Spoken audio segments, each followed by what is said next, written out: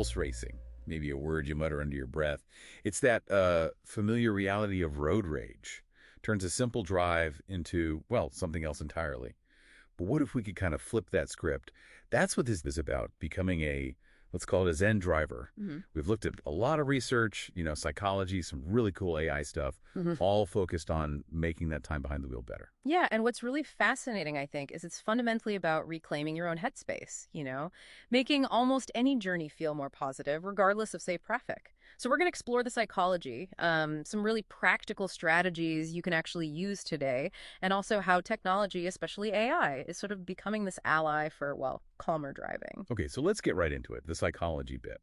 What's really going on there? Is it just the bad driver cutting you off, or is it deeper? It's definitely deeper. It's much more internal than we often think. We blame the situation, the other driver, the jam. But road rage is really fundamentally an internal reaction. There's this thing called the fundamental attribution error. Heard of that? Vaguely, remind me. Right. It's basically where we see someone else make a driving mistake and think, wow, what a terrible driver, blame their character. But if we make a mistake, oh, well, I was just running late or the sun was in my eyes. It's situational for us. Recognizing that bias is huge. It turns those triggers, feeling anonymous in the car, feeling like you have no control, turns them into chances to be more self-aware. You realize you can control your reaction, even if you're stuck. Maybe listen to something interesting instead of, fuming. Ah, that's a really powerful shift in thinking. So Yeah. once you get that it's internal, how do you actually cultivate that inner calm? What are the practical things? Well, a big one is changing how you view the commute itself. Is it just wasted time, a chore, or could it be maybe an opportunity? Time for an audiobook, maybe you learn something new, or just think. Use the time differently. Exactly. And then there's how we see other drivers. Practicing empathy. Well, it's powerful. It's hard, absolutely. We've all been there, right? Getting mad. But instead of assuming someone cut you off maliciously, what if you just thought, maybe they're rushing to the hospital? Or honestly, just made a mistake. We all do. Yeah, that's true. That little shift can stop the anger before it even starts. You can even try, creating a mental bubble of positivity. Sounds a bit cheesy, maybe. But just visualizing negativity kind of bouncing off you, it can help some people. Okay, so mindset shifts. And what about concrete actions? Things you can do like right now. Absolutely. Before you even start the car, set an intention. Something simple like, okay, I'm going to drive safely and calmly today. Sounds small, but it helps. And buffer time. Always. If the drive normally takes 20 minutes, plan for 25 or 30. That cushion just dissolves so much potential stress. That makes sense. Less rushing. Totally. And during the drive, simple breathing. A few deep, mindful breaths if you feel tension rising. It works surprisingly well. And just consciously deciding to ignore minor stuff. Someone honks for no reason, let it go. It's usually not about you anyway. Reacting just ramps up your stress. Right. It feels like we have more control than we think. But what about tech?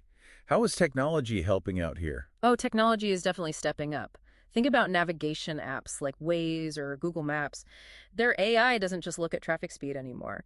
They can sometimes flag routes with known stress points, maybe lots of short merges or complex intersections. So you might choose a slightly longer but calmer route. Ah, interesting. I hadn't thought of that. Yeah.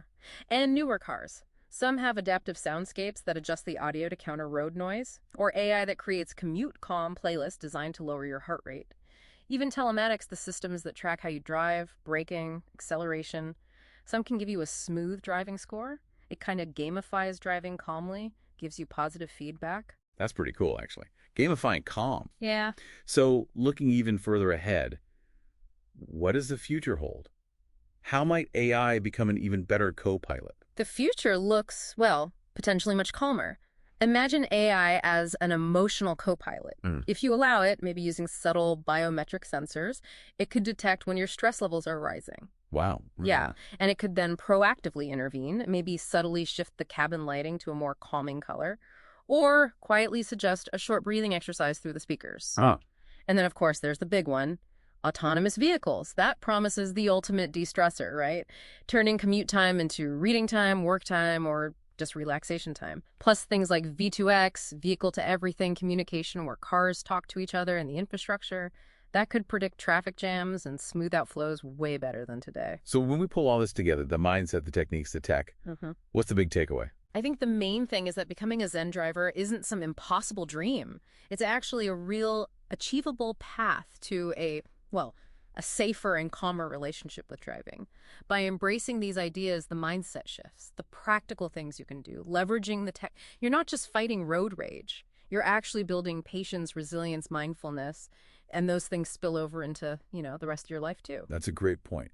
It extends beyond the car. So maybe the next time you feel that tension behind the wheel, it's worth asking how much of this is really the traffic and how much is maybe an opportunity to practice a little inner calm. Something to think about.